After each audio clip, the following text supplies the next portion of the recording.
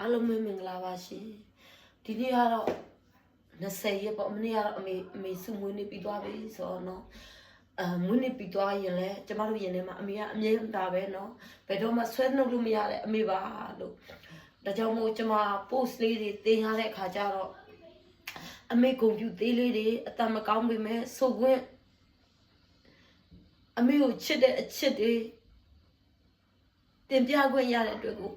ကျေးဇူးတင်ပါတယ်ရှင်နော်ကျမစာသားလေးတွေမရင်လဲတောင်းပန်ပါတယ်ဒါပေမဲ့ကျမအမေကိုချစ်တဲ့အချစ်ကလေးတစ်ခုနဲ့ကျမရင်ထဲကအတမကောင်းပေမဲ့အမေတို့ကွန်ပျူတာလေးတွေသိဆိုကြပါတယ်ရှင်စံကေတာဘီတပတ်ချိုအမေမျက်နာပြုံးချိုချိုခေါင်းလန်းတို့နင်းကပြအမေအပြုံးလဲမပြေတနခါရေးချပါမတဲ့အမေမျက်နာပြုံးရွှေရွှေပြိုးဖြစ်သူကအမေကစားတယ်အရွယ်အိုလဲအလားကမပြေစံကေတာဘီတပတ်ချိုအမေမျက်နာပြုံးချိုချိုခေါင်းလန်းတို့နင်းကပြအမေအပြုံးလဲမပြေ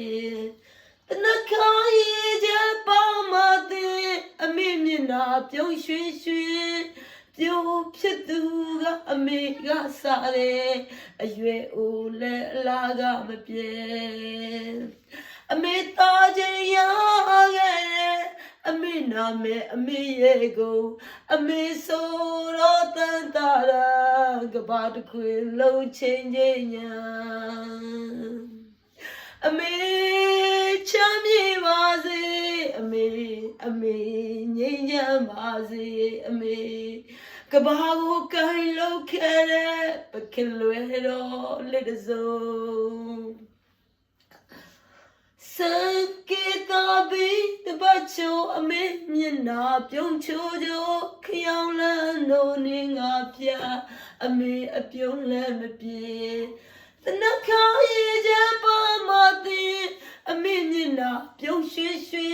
ပြိုးဖြစ်သူကအမေကစားတယ်အရွယ်အိုလဲအလားကမပြေအမေသားချင်းရခဲ့တယ်အမေနာမဲအမေရဲ့ကိုအမေဆိုတော့တန်တာရာကဘာတခွင်လုံးချင်းချင်းညာအမေချမ်းမြေပါစေအမေငြိမ်းချမ်းပါစေအမေကဘာကိုတုံးလောက်ခဲ့တဲ့ပခင်လွယ်တော့လက်စုံချမ်းမြေပါစေရှင်အမေလိုရာဆန္ဒတွေပြည့်စုံပါစေကျမတို့အမေသိရှိထင်ရှားရှိကြောင်းကိုချစ်ချင်းထုတ်ပြပါရှင်